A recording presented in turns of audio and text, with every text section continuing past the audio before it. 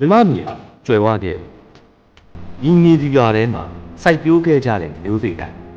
ရာသီဥတုကိုရင်ဆိုင်တာဒေသခံတွေတွေ့ကြုံချက်များစွာနဲ့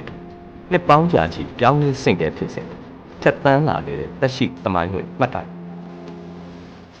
ဒီမျိုးစေ့လေးတွေဟာစားပြတစ်ခုရဲ့အတွက်မဟုတ်ပါဘူးသူတို့မှာကျွန်ုပ်တို့ရဲ့ဘိုးဘွားတွေရဲ့ဉာဏ်ပညာယဉ်ကျေးမှုသဘာဝနဲ့ရှင်သန်နေတွေနှလုံးသွင်းထားလို့နေပါဒါပေမဲ့ခေတ်ကာလပြောင်းလဲလာမှုနဲ့ဒီအမွေနှစ်တွေတဖြည်းဖြည်းတောက်ပွဲဖြစ်လာအဘနာမည်ကတော့ဥပွားတဲ့အဘရဲ့အသက်ကတော့အခုဆိုရင်60နဲ့စိတ်ထဲမှာဝင်လာပြီဒီစားမျိုးထိမ့်သိမ့်လာတာတော့ဒီပေါ်30 40ပေါင်းကြောင်တော့စီပြီပေါ့လှုပ်တတ်တဲ့အချိန်ကစားပြီးတော့ထိမ့်သိမ့်လာခဲ့တာပဲလေအလူမျိုးဆိုရင်တော့ခွာထိမ့်သိမ့်ပြီးကြတဲ့ရင်အခုချိန်စီအလူမျိုးဟာဒေတာမျိုးဆိုတာပြော့ပြီးမရှိတော့ဘူးလေဒေတာမျိုးအလူမျိုးပြော့သွားတယ်ဆိုတာကတော့ဒေတာမျိုးတွေကစာမျိုးတွေနဲ့သက်ဆင်နေတဲ့အခါကျဥကမကြီးဘူးလေဥကမကြီးတော့ပွဲစားတွေကရွံ့တဲ့အခါမှာသေးတဲ့အလူကိုမဝယ်ဘူးကြီးတဲ့အလူပဲဝယ်တယ်ဆိုတော့အဲ့ဒါနဲ့ဒေတာမျိုးကိုဖြောက်ဒေတာမျိုးကိုဖြောက်မဲ့စာမျိုးတွေပဲစိုက်လာကြတာဒေတာစိုက်မဲ့အမျိုးတွေဆိုရင်တော့ပြောင်းတော်မှပြောင်းနေပြီပြောင်းမျိုးနည်းနည်းရယ်နေကြလည်းပဲဒေတာမျိုးမရှိတော့ဘူးခုစီတာကဒေတာမျိုးစီတာကဆွေပဲတိဆိုတဲ့ပဲမျိုးရယ်ချင်းပွန်ဈေးရယ်ဂျပန်ပဲတွေရယ်အဲ့ဒီပဲမျိုးတော့ပဲစီရောတယ်လေခေတ်ကတိုးတက်လာတယ်လူကြီးကလည်းများပြားလာတယ်လိုအပ်ချက်ကိုဖြည့်ဆည်းဖို့အတွက်ခင်မီစိုက်ပျိုးရေးနည်းပညာမျိုးစေ့တစ်တွေမိတ်ဆက်ခဲ့ကြတယ်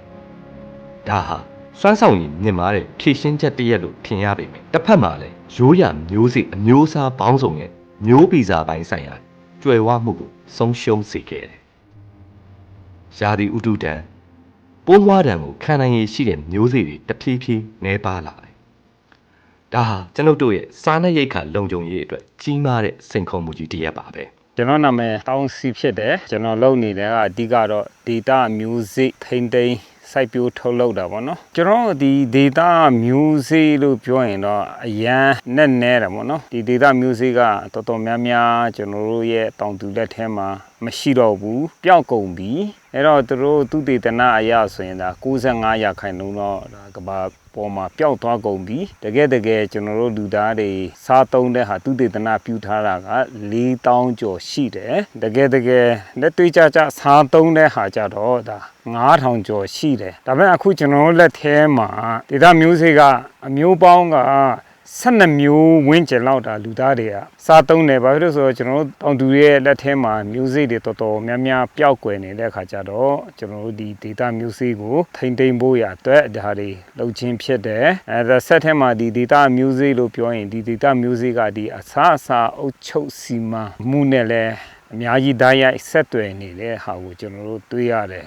ဒီလိုအမွေနှစ်တွေကိုထိန်းသိမ်းဖို့ဆိုတာစာရေးမှတ်ထားတာထက်ပိုပါတယ်ကျေးလက်ဒေတာကလူကြီးသူမတွေရဲ့စိတ်ထဲမှာသူတို့ရဲ့မှတ်ဉာဏ်တွေထဲမှာတင်ဆဲထားတဲ့မျိုးစေ့ဗန်တွေလည်းရှိပါတယ်။ဘယ်မျိုးစေ့ကိုဘလို့စိုက်ဘလို့ကျဲမိုးခေါင်ရင်ဘလို့ရေဝတ်ရင်ဘလို့ဒဏ်ခံနိုင်တယ်ဆိုတဲ့အသိပညာတွေဟာသူတို့ရဲ့ဘဝအတွေ့အကြုံတွေကနေတဆင့်မျိုးဆက်တစ်ဆက်ကနေတစ်ဆက်ကို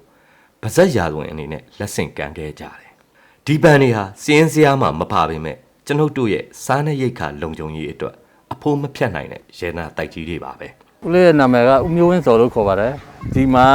အရင်သုံးနေကြမြို့တွေပဲပြန်ဝယ်သုံးကြတာပေါ့မြို့အသစ်တွေတော့ဝင်တယ်မစိတ်ရဲဘူးပေါ့ဒီဒါမြို့တွေကို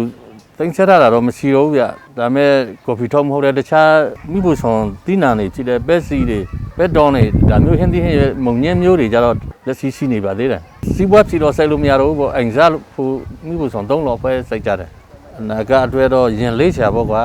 ခုခေတ်လူတွေကဒီအလွယ်ရတဲ့ဟာတွေကိုပဲသုံးနေကြတာပမာနိုင်ငံအများအပြားတော့မျိုးစေ့ဂျုံကြည့်နေပါပြီမျိုးပဲဖြစ်နိုင်ငံချလာတဲ့ဟာကိုပဲသုံးနေရဒီဒေတာမျိုးတွေကအလေးထားပြီးတော့မလောက်ကြဘူးလေ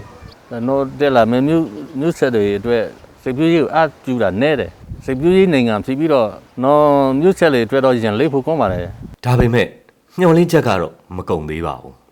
ဒီမျိုးကိုပြန်လဲမိခိုလာကြတဲ့မျိုးဆက်သစ်လူငယ်တွေရှိနေပါတယ်သူတို့ဟာဘိုးဘွားတွေရဲ့ဉာဏ်ပညာကိုခင်မီနည်းပညာနဲ့ပေါင်းစပ်ပြီးမျိုးစေ့တွေကိုပြန်လဲစုဆောင်းထိမ့်သိမ်းမျိုးပွားနေကြပါပြီဒီလှုပ်ရှားမှုလေးတွေဟာတင်းငယ်ပေမဲ့ဒီမျိုးစေ့လေးတစ်စိချင်းစီဟာအနာဂတ်အတွက်မျှော်လင့်ချက်ရဲ့သင်္ကေတပါပဲသူတို့ဟာ မြန်မာပြည်သူပြည်သားတွေရဲ့စားနပ်ရိက္ခာလွတ်လပ်ခွင့်ယာတီဥထုတံခံနိုင်ရင်းနဲ့ဇီဝမျိုးစုံမျိုးကွဲထိမ့်သိမ်းရေးအတွက်အခြေခံအုတ်မြစ်ကြီးတွေပါပဲ ကျမနာမည်ကတောင်းမေလို့ခေါ်တယ်ကျမကတော့ music ထိန်းသိမ်းတဲ့သူတူလေးဖြစ်ပါတယ်ကျမတို့ဒီ data music ထိန်းသိမ်းရတဲ့ရည်ရွယ်ချက်ကပေါ့နော်တောင်တူလို့တဲ့တားသမီးတွေလူငယ်တွေကတော့ music အကြောင်းနဲ့ရင်းနှီးမယ်တို့ပေမဲ့ကျမတို့ဒီနေ့ခေတ်မှာအပြင်အောင်မမြင်ဘူးတဲ့ကလေးတွေမြေကြီးနဲ့မထိတွေ့တဲ့ကလေးတွေအများများလာတယ်ဘယ်မိဘတွေကလည်း music ထိန်းဖို့နေနေတတ်တာစိုက်ပျိုးရေးလုပ်ဖို့အားမပေးကြတော့ဘူးဘာလို့ဆိုတော့ကျမတို့ဒီရဲ့စိုက်ပျိုးရေးဖြစ်စီရက်သွားပြီဆိုကျမတို့လည်းအစားအစာတွေကလုံးဝတခြားမှာကျမတို့မိခိုရတော့မယ်ဆိုတဲ့ဟာဖြစ်လာတယ်အစားအစာရဲ့အရင်အမိကိုပြန်မိတ်ဆက်ပေးချင်တဲ့တတိပေးချင်တာလည်းပါတယ်ပေါ့နော် music ကိုဒီထိန်းသိမ်းချပေးဒီမှာလူငယ်တွေလာလေကြတယ်ကျောင်းတို့ကြတဲ့လာလေလာကြတယ်အစားအစာရဲ့အရင်အမိကိုပြန်လဲတီးပြီးတော့လူငယ်တွေ music တစ်တွေသူတို့လက်ထက်မှာလည်းဒီအစားအစာကိုဆက်လက်ပြီးတော့အာဟာရကျေဝတဲ့ကိုယ့်ရဲ့ data နဲ့ကိုက်ညီတဲ့ music ကိုထိန်းနိုင်ဖို့ဆိုတဲ့ဟာတစ်ခုကြောင့်လည်းကျမတို့ဒီ music ထိန်းခြင်းကိုဆက်ပြီးလုပ်နေတာဖြစ်တယ်ဒါကကျမတို့မြေကြီးအိမ်ပေါ့နော် music band ဖြစ်ပါတယ်ပေါ့ music တူလောင်ထားတဲ့နေရာကျမတို့ဝင်ကြည့်အောင် music band ဖြစ်ပါတယ်မြေကြီးနဲ့စောက်ထားတဲ့မြေကြီးအိမ်ပေါ့နော်မြေကြီးအိမ်နဲ့ကျမတို့ music တူလာတဲ့အကြောင်းရင်းကဘာဖြစ်လို့လဲဘာအချိုးကျေးဇူးတွေရှိလဲဆိုရင်မြေကြီးအိမ်ကကျမတို့ဒီအေးတဲ့အပူဓာတ်ဒီဟာကိုမျှတအောင်သူကထိန်းညှိပေးနိုင်တယ်ပြီးတော့ music ကလည်းအေးရမ်းကြိုက်အေးလေကောင်းလေပေါ့နော်ကျမတို့တနိုင်တမိုင်းတမားတွေအတွက်ရောအဖွဲပိုင် music band လို့ဖို့ဆိုရင်ရောကျမတို့မြေကြီးအိမ်နဲ့လောက်တာအရင်အဆင်ပြေပါတယ်မြေကြီးအိမ်ထဲမှာကျမတို့ကဒီလိုမန်ပေါင်လေးနဲ့လှုပ်ထားတယ်ပေါ့ဘာဖြစ်လို့ဒီလိုလုပ်ရလဲဆိုရင်ကျမတို့ကြွက်တွေနည်းနည်းဝင်လာတယ်NDA ရှိတဲ့အတွက်မန်ပေါင်နဲ့လှုပ်ထားတယ်ဆိုကျွန်တော်တို့ music တွေရတယ်ကြွက်တွေကအလွယ်တကူဝင်ယူလို့မရတော့ဘောနော်မြေကြီးအိမ်နဲ့လှုပ်တဲ့အခါမှာကျမတို့ဒီပို့ပြီးအေးအောင်အေးချင်တာဖြစ်တဲ့အတွက်မျက်နှာချက်ကိုကျမတို့ဝါထရန်ကက်နဲ့ပဲလှုပ်ထားတာဖြစ်ပါတယ်ပေါ့ဒါတော့သူက3လနှစ်ဆိုရင်တစ်ခါတော့လုပ်ရတယ်ဒါပေမဲ့သူကအေးတဲ့ပို့ပြီးနိုင်လို့ဖြစ်ပါတယ်ပေါ့ data နဲ့လည်းပို့ပြီးတော့စီလျော်တဲ့နီးလေးဖြစ်ပါတယ်ကျွန်တော်ဒီလိုထိန်းတာအဆင်ပြေတယ်ပေါ့နော်အခုဆိုရင်ကျမဘာထိန်းထားနေလဲပြောပြမယ်ပေါ့နော်ဒါအဖွဲပိုင် music ပဲဖြစ်တဲ့အတွက်ကျမတို့ကအထုပ်လေးနဲ့လှုပ်ထားတယ်ပေါ့နော်ပလေးနဲ့လှုပ်ထားလေးရတယ်ရှိကျမတို့များရတဲ့ music ဆိုကျမတို့ဒီလိုအထုပ်လေးနဲ့တင်ထားလိုက်တယ်ပေါ့ပလင်းထဲမှာမဆန်တဲ့အတွက်ဖြစ်ပါတယ်ချိုးဆိုရင်ဒီမှာပလင်းနေနဲ့လည်းကျမတို့တူတော်ထားတဲ့ဟာရှိပါတယ်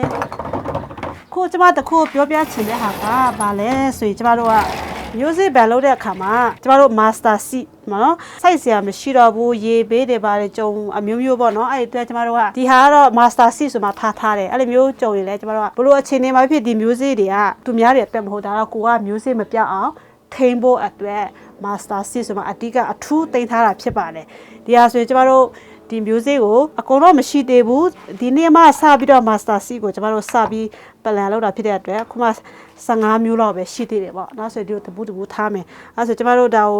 ဒီလို master seat ထားတဲ့ရွယ်ချက်ကဒီ music ကဘယ်လောက်ကြာခံလဲဘယ်နှစ်လောက်ဆိုက်လို့ရလဲဆိုတဲ့ဟာကိုလည်းကျမတို့ teach ချင်တဲ့အတွက်ဒီဟာကိုကျမတို့တူလောင်ထားခြင်းဖြစ်ပါတယ်ပေါ့ကျန်တဲ့ဟာဆိုရင်တော့ကျမတို့နည်းနည်းပါးပါးပဲရတဲ့မျိုးတွေကို plastic နဲ့ package မလုပ်တော့ဘဲနဲ့ဒီမှာ plain နေနဲ့ပလင်းနေပဲကျမတို့လှုပ်ထားတာဖြစ်ပါတယ်လို့ဒါမြေကြီးအိမ်မှာတူလောင်တဲ့အခါမှာဒီလိုမန်ပေါင်လေးတွေတော့မဟုတ်စင်လေးတွေကိုကကြွက်အန်ဒီရမရှိဘူးစင်တော့စင်လေးတွေနဲ့ဖြစ်ဖြစ်အိုးနဲ့ပဲထားစင်လေးလုပ်ပြီးမှအဲ့လိုမျိုးတေချာလေးမတ်သားပြီးတော့ကျမတို့လုပ်ရမှာဖြစ်ပါတယ်ဆိုတော့ကျမပြောသလိုပဲကျမ music band မှာတူတော်မဆိုဒီ level ကရအရေးကြီးတယ်ဒီလိုလေးတေချာရေးထားတယ်ဆိုရင်ကျမတို့နောက်နေ့ကျရင်ကိုကမျိုးပြန်ဆိုင်တော့မယ်ဆိုဒါဘယ်နဲ့ကိုမသိတဲ့လူကိုရဲ့မိသားစုဝင်တရားဆိုင်တယ်ဆိုရင်လေဟောဒါပဲခုနှစ်တော့ music တူလောင်ထားတာပဲဘယ်လာတော့ကအဆိုဒါဘယ်နှစ်ရှိပြီပဲဆိုတဲ့မျိုးကကောင်းမကောင်းပေါက်အားကောင်းမကောင်းကျမတို့ချိန်လို့ရတယ်ဆိုတဲ့ဟာဖြစ်ပါတယ်တခြားလူတွေလည်းဒါနာမည်ရေးထားတဲ့အခါမှာဟောဒါဘာမျိုးစစ်ဖြစ်တယ်ဆိုတာတီးတယ်ပေါ့အဲ့လိုမျိုးလေးလုပ်ပြီးမှတေချာလေးသူတက်တက်ရလေးနဲ့တူလောင်ရမှာဖြစ်ပါတယ်အဲ့လိုဆိုရင်တော့ကျမတို့ music တူလောင်တဲ့ဒီမြေကြီးအိမ်နဲ့တူလောင်တဲ့ဖြစ်စဉ်ဖြစ်ပါတယ်ပေါ့နော်အခုခေတ်ရဲ့စိုက်ပျိုးရေးဟာဤပညာနဲ့ခွဲခြားလို့မရတော့ပါဘူးမျိုးဆက်သစ်လယ်သမားတွေဟာဘိုးဘွားတွေရဲ့ဉာဏ်ပညာကိုမြင်တတ်လာကြတယ်သူတို့ဟာ digital နည်းပညာကိုအသုံးချပြီးရှားပါလာတဲ့မျိုးစေ့တွေရဲ့အချက်လက်တွေကိုမှတ်တမ်းတင်ကြတယ်။ online ကနေတဆင့်မျိုးစေ့တွေကိုဖလှယ်ကြတယ်။ခင်မီတဲ့ရေသွင်းစနစ်တွေဇီဝမြေဩဇာတွေနဲ့တဘာဝပတ်ဝန်းကျင်ကိုမထိခိုက်စေတဲ့နည်းလမ်းတွေကိုရိုးရာမျိုးစေ့တွေကိုပြန်လဲအသက်သွင်းကြတယ်။ဒါဟာရိုးရာနဲ့ခင်မီချင်းပြီးပြည့်စုံတဲ့ပေါင်းစပ်မှုကြီးပါပဲ။သူတို့ဟာစိုက်ပျိုးရေးကိုစီးပွားရေးတသက်အနေနဲ့မဟုတ်ပဲ ဂေဟာစနစ်တစ်ခုလုံးကိုထိမ့်သိမ့်တဲ့နီလန်တရက်အနေနဲ့ပြန်လဲရှုမြင်လာကြတယ် ဒီ data music တွေ site တာတော့ဒါအဓိပ္ပာယ်ရှိတယ်ကျွန်တော်တို့ရှင်တန်မှုကျွန်တော်တို့ရဲ့တန်မာမှုကျွန်တော်တို့ရဲ့အဆက်မပြတ်စားစီယာ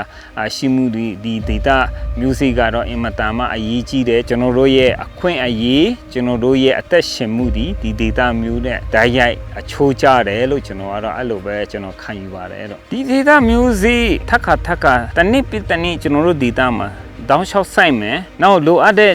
နီးပညာလေးတွေတချို့ဥမာဝတ်မုံကူးတဲ့ကိစ္စလေးတွေနောက်အပြင်ပြုစုတဲ့ကိစ္စလေးတွေနောက်အကောင်းဆုံးမျိုးကိုရွေးပြီးမှအကောင်းဆုံးထပ်ခါကျွန်တော်တို့ဒီလို site ပြခြင်းအပြင်ကျွန်တော်တို့ရဲ့ data music ကလည်းပဲ company music လို့အထက်တိုးတဲ့တကယ်အရေးအသွေးမြင့်မားတဲ့ music တွေကျွန်တော်တို့တောင်သူကိုယ်တိုင်ဖန်တီးလို့ရတယ်ဖြည်းဖြည်းချင်းဒီလိုဖန်တီးမှပဲကျွန်တော်တို့ရဲ့မူပိုင်ကျွန်တော်တို့ရဲ့ data ဘူပွားအစဉ်ဆက် site ပြစားသုံးခဲ့တဲ့ကျွန်တော်တို့ရိုးရန်ရင်ကြီးမှုနဲ့ကျွန်တော်တို့ရဲ့ဘဝနဲ့ထပ်တူကြတဲ့ဒီ music တွေကကျွန်တော်တို့ရဲ့ကိုယ်ပိုင်ဖြစ်လာမှာဖြစ်တယ်အဲ့တော့ကျွန်တော်တို့ဒီ data music တွေကို modify မော်နဲ့အရေးအသွေးမြင့်တင်ပြီးမှကိုနီးနဲ့ကိုဟန်နဲ့ဒါကိုစနစ်တကျမထုတ်ဘူးဆိုရင်တော့ဆယ်စုနှစ်တစ်ခုတွင်းမှာကျွန်တော်တို့ music တွေအများကြီးပျောက်ကွယ်သွားတယ်နောက်ထပ်ဆယ်စုနှစ်ဆိုရင်ကျွန်တော်တို့ data music ကဒီထက်ပျောက်ကွယ်သွားရင်ကျွန်တော်တို့ရက်တီပေါ့အရန်ခက်ခဲမယ်အဲ့တော့ကျွန်တော်တို့တောင်သူတွေကျွန်တော်တို့ music ကိုကျွန်တော်တို့ data မှာရှိတဲ့ဟာအကျမ်းမှန်ဆုံးအကောင်းဆုံးအပြင်ကိုနီးစနစ်တကျကျွန်တော်တို့ပြန်ပြီးမှစိုက်ပျိုးထုတ်လုပ်ခြင်းအဖြစ်ကျွန်တော်တို့ဒီတောင်သူတွေပိုင်ဆိုင်တဲ့ music တွေအကောင်းဆုံး music ဖြစ်လာနိုင်တယ်လို့အဲ့တော့ community တွေကိုကျွန်တော်တို့ကအားကိုးတာအထင်ကြီးတာတဲ့ကိုတောင်သူကလည်းကိုယ့်ဟာကိုယ်ထုတ်လုပ်လို့ရတဲ့ဟာတွေအများကြီးရှိတယ်ဆိုတဲ့ဟာလေးတွေကိုကျွန်တော်ကတော့အားပေးခြင်းနဲ့ကျွန်တော်ကိုယ်တိုင်လည်းပဲအဲ့လိုစူးစမ်းနေတယ်ပေါ့နော် ကဘာကြီးကပူဝေးလာတယ်ရာသီဥတုတွေကပုံပုံကြမ်းတမ်းဒီအခြေအနေမှာကျွန်တော်တို့လိုအပ်နေတာဒဏ်ခံမျိုးစေ့တွေပါဒါတို့မြေဩဇာတွေပိုးသက်ဆေးတွေကိုအမိတဟဲမပြုတ်ဘူးမိုးရေကိုသာအဓိကအားထားပြီးရှင်သန်နိုင်တဲ့ဒေသရင်းမျိုးစေ့တွေဟာအနာဂတ်ရဲ့ရွေးချယ်စရာတွေဖြစ်လာပါတယ်သူတို့ရဲ့မျိုးဗီဇထဲမှာဒီမြေရဲ့သမိုင်းကြောင်းအားလုံးကိုသိမ်းဆည်းထားပြီးသားပါသူတို့ဟာရာသီဥတုပြောင်းလဲမှုရဲ့စိန်ခေါ်မှုကိုရင်ဆိုင်မှုတဘာဝကပေးထားတဲ့လက်နက်ကောင်းတွေပါပဲမျိုးစေ့ဆိုတာဘဝရဲ့အစရင်ကျေးမှုရဲ့တည်ဆောင်မှုအနာဂတ်အတွက်ကတိကဝတ်ပါ